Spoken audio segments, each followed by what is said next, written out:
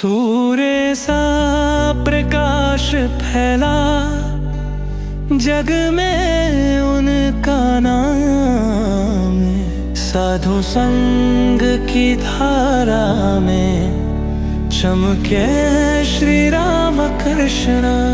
श्री राम कृष्ण वचनामृत क्रमशः। तुम लोग साकार को नहीं मानते, इसमें कोई हानि नहीं।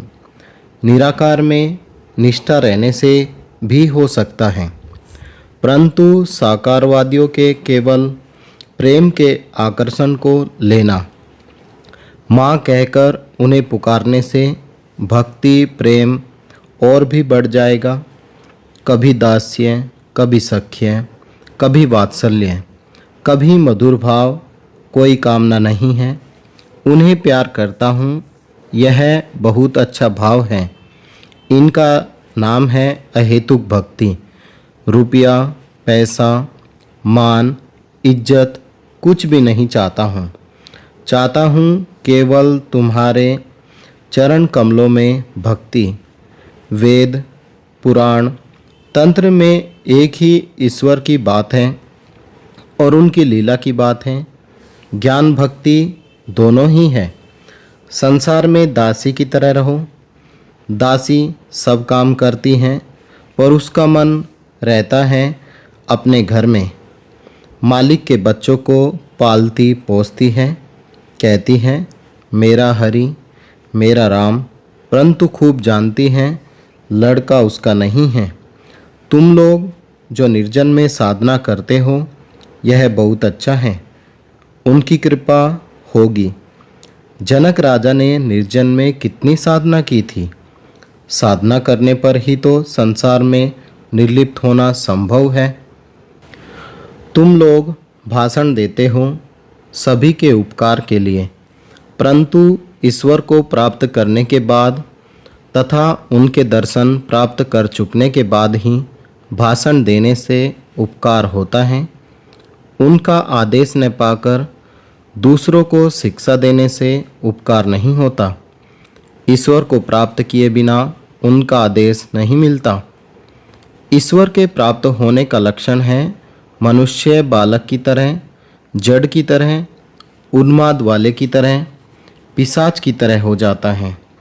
जैसे सुखदेव आदि चैतन्य देव कभी बालक की तरह, कभी उन्मत्त की तरह नृत्य करते थे, हंसते थे, रोते थे, नाचते थे, गाते थे।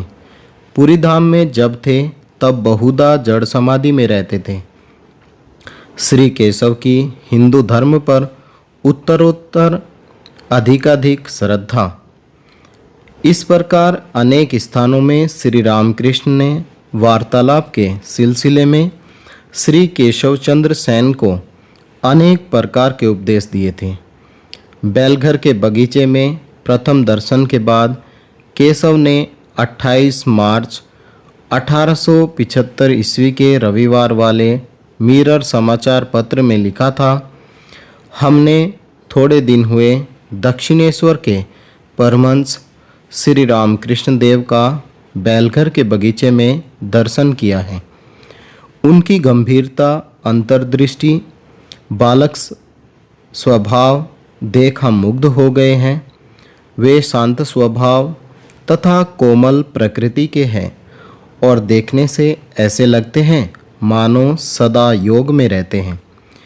इस समय हमारा ऐसा अनुमान हो रहा है कि हिंदू धर्म के गंभीरतम स्थलों का अनुसंधान करने पर कितनी सुंदरता, सत्यता तथा साधुता देखने को मिल सकती हैं।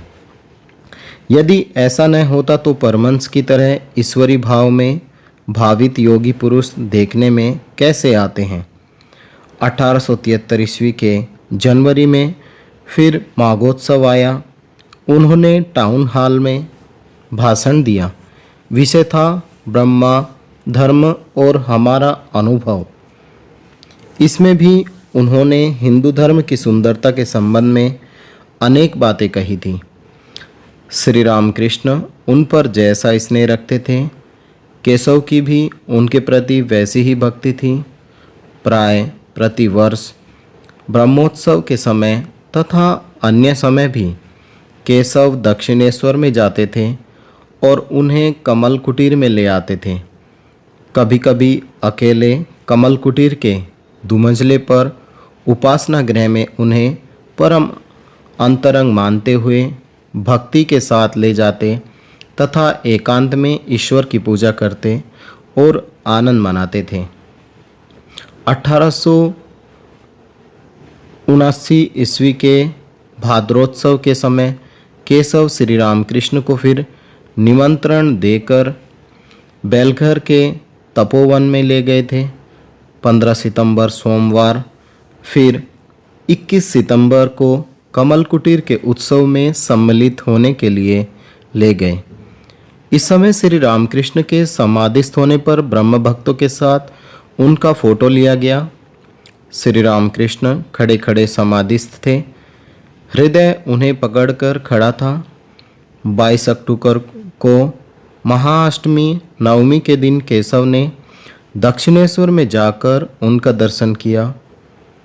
29 अक्टूबर 1879 बुधवार को शरद पूर्णिमा के दिन के 1 बजे के समय केशव फिर भक्तों के साथ दक्षिणेश्वर में श्री रामकृष्ण का दर्शन करने गए थे। स्टीमर के साथ सजी सजाई एक बड़ी नौका, 6 अन्य नौकाएं और 2 छोटी नावें भी थीं। करीब 80 भक्तगण थे। साथ में झंडा, फूल पत्ते, मृदंग, करताल, भैरी भी थे। हृदय अभ्यर्थना करके केशव को स्टीमर में उतार लाया। गाना गाते गाते गाने का मर्म इस प्रकार है। सुरधुनी के तट पर कौन हरि का नाम लेता है, संभवतः प्रेम देने वाले निताई आए हैं। ब्रह्म भक्तगण भी पंचवटी से कीर्तन करते करते उनके साथ आने लगे।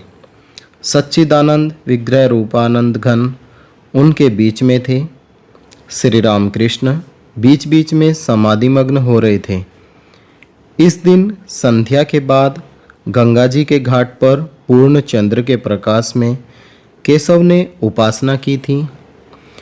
उपासना के बाद श्री रामकृष्ण कहने लगे, तुम सब बोलो ब्रह्म, आत्मा, भगवान, ब्रह्म, माया, जीव जगत, भागवत, भक्त, भगवान।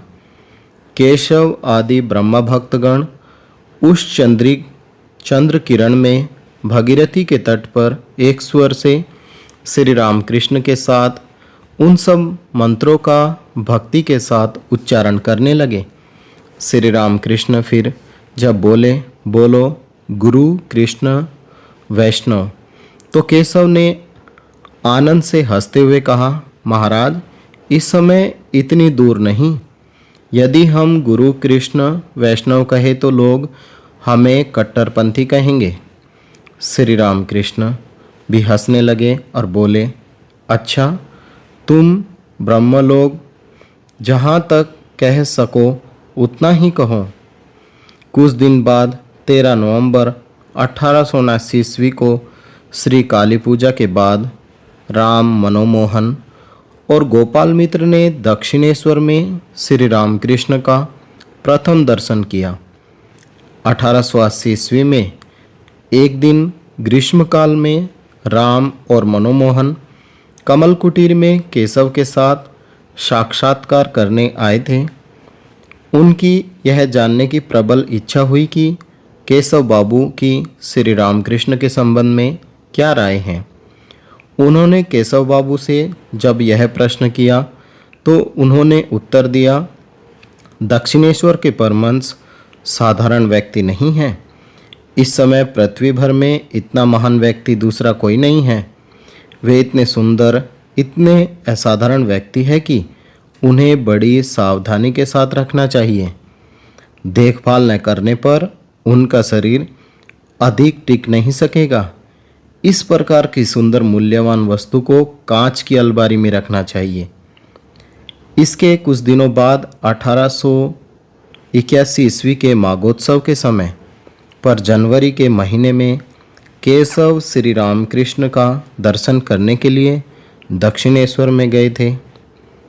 उस समय वहाँ पर राम, मनमोहन, जयगोपाल सेन आदि अनेक व्यक्ति उपस्थित थे। आज का पाठ यहीं तक। ओम निरंजनम नित्यमनंतरूपम भक्तानुकंपाधृतविग्रहं वे ईशावतारं परमेशमीड्यं तं रामकृष्णं शिरसा नमामः। जय राम कृष्ण।